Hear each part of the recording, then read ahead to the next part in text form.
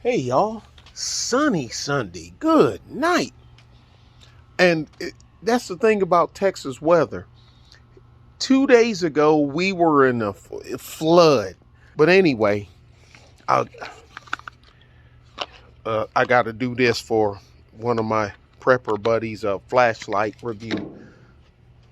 Even that flashlight been out for a while. But anyway, I told him I'd do it. Anyway, New Order, Factory Records. Uh, um,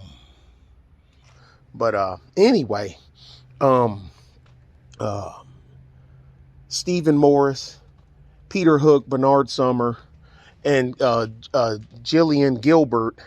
She came on after after Ian Curtis committed suicide. He is going through deep bouts of depression and all this other good stuff. That's when they were Joy Division. Gillian wasn't there. She came after the fact. She plays keyboards and everything. Peter is the bass player. Bernard's the lead singer, guitar player, and Steven is the drummer. Um, but boy, and the history of the name Joy Division is kind of dark and murky. I know it forwards and backwards, but I'll leave that alone. It ain't that type of video. But what we were talking about is, when does a group, a band, they're no longer a band and they become an institution? I'm like, dang, he got me thinking. Give me an example. He said, okay, easy. Oh, and something else. A lot of people, whether y'all know it or not, the number one selling 12-inch single to this date on this planet, in this quadrant of the galaxy, is Blue Monday by New Order. I remember getting it when I got it. I bought the I bought it at the PX. I bought it at the PX in Fort Bragg. It just came out, because it came out in 1983. I joined in 83. Because I remember I heard it on the radio and I was like, wow. How does it feel to treat me like you do when you lay your hands upon me and tell me who you are? And I'm like, wow, that was something new.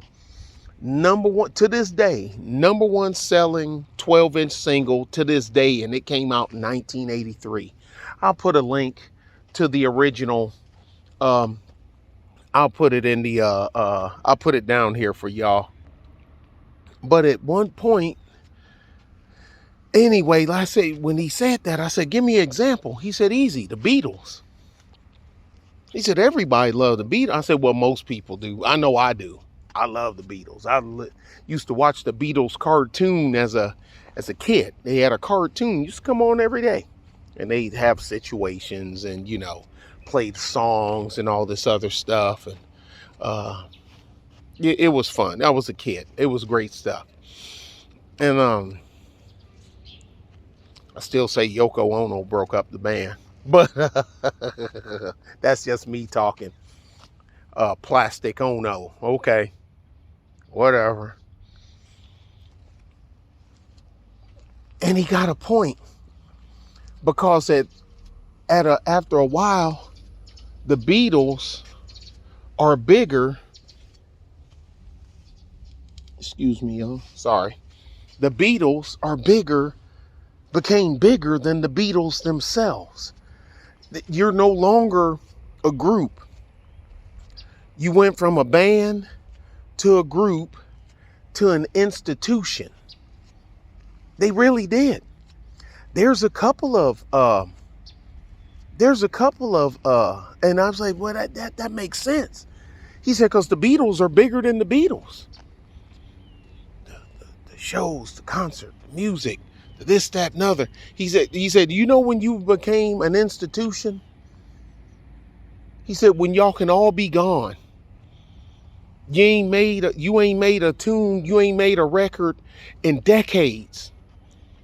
And new people, newborns, like kids. Now they may not, you can probably get a 20-year-old now, 18, 19, 20-year-old. Probably couldn't name you a Beatles album. Abbey Road, or, Revolver, or, you know what I mean? Help, Sgt. Pepper's Lonely Heart Club, the White Album, or none of that other stuff. But if you say, you heard of the Beatles? They're going to say, yeah. They don't know how they heard of the Beatles. They don't know where they heard of the Beatles. They probably couldn't tell you John Lennon, Paul McCartney, George Harrison, and Ringo Starr, even though, yeah, I know the story about the other drummer, before Ringo. I know. And, but they probably couldn't tell you all that, but they've heard of the Beatles. They know of the Beatles. That may be all they know, but they know of them. And I'm like, that makes sense. I guess that's like, you got a point, man. He has a point. So yeah, the Beatles are an institution. The Rolling Stones. I said, well, since you put it like that, that's good. Now we're talking the popular masses. We're not talking, the little sects, speed metal, death metal, dark goth, all this other stuff. We listen to this stuff, but we're just talking in general. Because, I asked one of these kids, have they heard of Visage or Ultravox or something? They're going to go, huh? The hell are you talking? Hell, I say New Order. They ain't going to know what I'm talking about. And I remember when I bought the Movement, I still got the original vinyl. I got two of them. I thought I'd lost one because back in the day, you letting your friends, borrow vinyl and whatnot because we're in the Army, but we're cheating and we're doing gigs, doing parties and whatnot in our off time, off post, or Sergeant such and such, having this deal, and they give you a little bit of something to DJ a party at his housing unit and complex. And I thought I'd lost it, or I thought somebody had got me for it, so I went and bought another one. And but then turned out I didn't get got, so I got two copies. But the thing is, one's the US copy version, and the other one's the UK version. So who'd have known? I mean, back then, ain't no way in hell I'd known I'd end up having both of them, both of a very iconic, and I still got my t-shirt. And it still fits. It's tighter than it used to be, but I can still wear it. But yeah, the Beatles are an institution. They've transcended music. They've become, even though they're not from the United States, they're a part of the culture. They're definitely part of the UK culture, whether you like them or not. I guess we can say the same for the Stones. And I guess also we can say the same for Michael Jackson. Good, bad, or ugly. Well, stuff with the little kid, Macaulay Culkin. Okay, yeah. I'm not discounting none of that.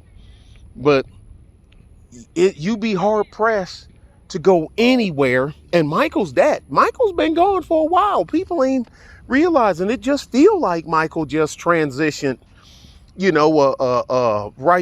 as COVID was starting. But Michael's transitioned for a while.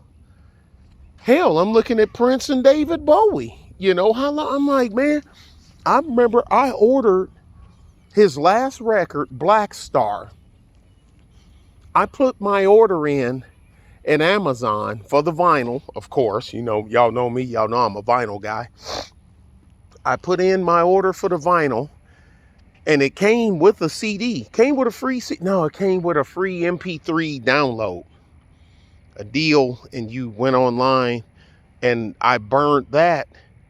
The download, I burned it to a CD so I can play it in my truck. And I also got that copy on there, but I got the vinyl. I ripped the vinyl to digital audio tape because I got a DAT recorder. I got a Sony DAT recorder. So I ripped the vinyl. I played it twice.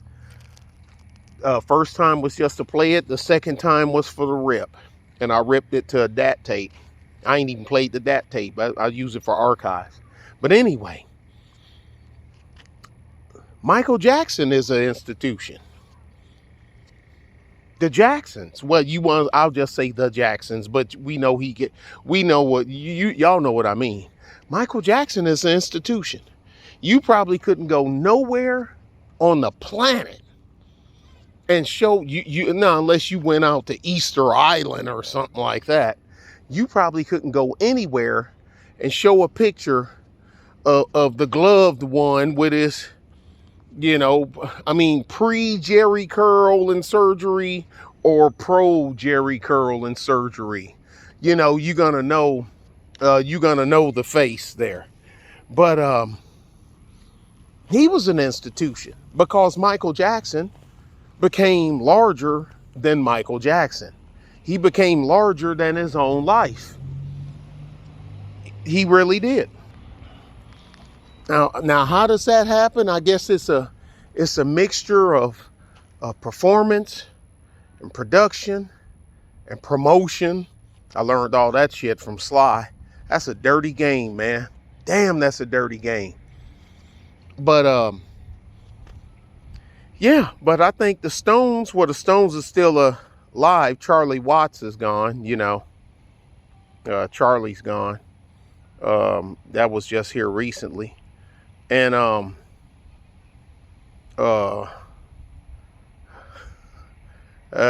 they're an institution. I say they're an institution as well. Bowie was, even though I like Bowie more than I do the Beatles and the Stones, me personally, but I don't think he fit that persona.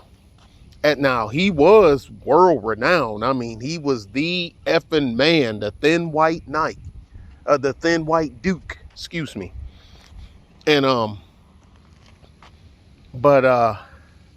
yeah, they were institutions. The Stones, Michael Jackson, Prince was pretty damn close. I think Prince is another one, with the exception of a couple of corners of the world. Everybody worldwide pretty much knew who Prince was, but I'm willing to bet you can go to a mud hut. You can go to a mud hut somewhere on the continent and knock on there and show them a picture of Michael Jackson, and they'll know who the hell that is. So I really believe that. But anyway, yeah, y'all be good and be safe. Bye.